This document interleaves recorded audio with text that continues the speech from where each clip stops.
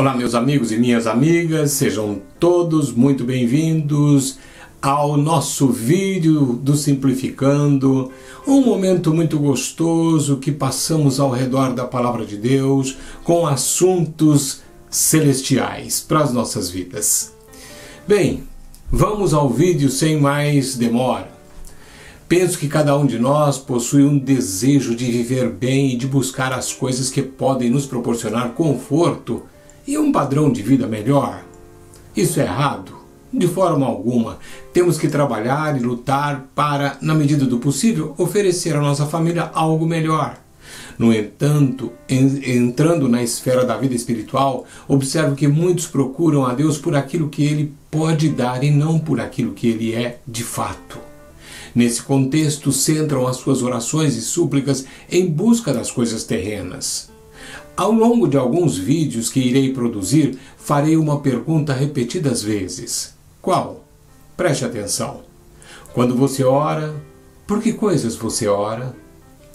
Quero observar que este é o primeiro de uma série de vídeos que farei para falar da dor, do sofrimento e de como essas coisas podem trazer bênçãos à vida dos servos de Deus. Quero alertar que esta série será um pouco longa, razão pela qual irei concentrar os meus esforços nos vídeos do Simplificando. Bem, sem mais delongas, vamos ao assunto. Vem comigo!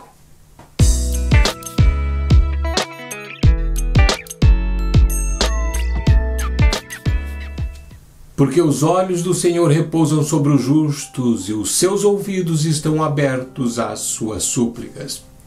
1 Pedro, capítulo 3, verso 12. Desde a nossa conversão, aprendemos a levar diante de Deus os nossos pedidos.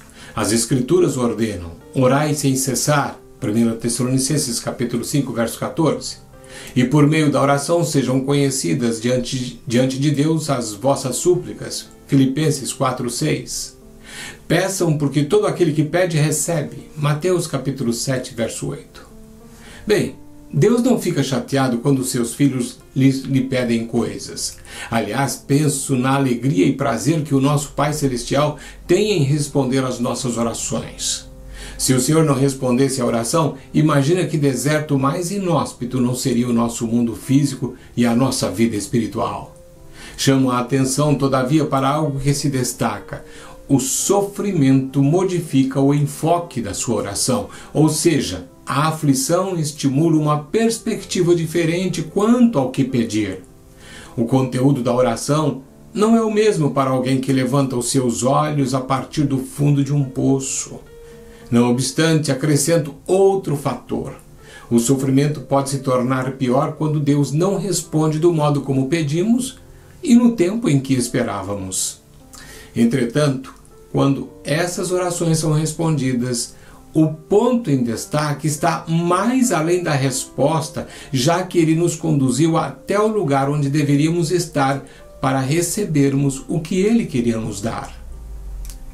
Será que temos esse entendimento? Você leva a Deus pedidos com total ênfase e fé? Por exemplo, você já orou pedindo mais de Deus para a sua vida? Quer intimidade com Ele? Permita-me dizer-te uma coisa: o caminho para uma vida de maior profundidade espiritual é prolongado e sempre haverá obstáculos e armadilhas. Muitas pessoas, ao se depararem diante de tais situações, abandonam ali mesmo o que pediram. É preciso, no entanto, sermos cuidadosos e calcular o custo das nossas petições. Nosso Pai é bondoso e conhece o nosso coração, bem como as nossas motivações. Se Ele nos leva por uma senda difícil, devemos confiar no seu amor, haja vista que Ele está trabalhando por aquele que nele espera, conforme nos mostra o profeta Isaías em seu livro, capítulo 64, verso 4. Algumas vezes Ele pode nos conduzir por uma trilha complicada, mas é por meio dela que o Pai nos levará ao lugar onde devemos estar para receber o que dele pedimos. Você consegue compreender isso? Conclusão. Às vezes oramos ao Senhor pedindo-lhe coisas sem muito sentido. Temos um exemplo na Palavra de Deus que nos leva a pensar sobre o tema que vamos abordar ao longo dessa série.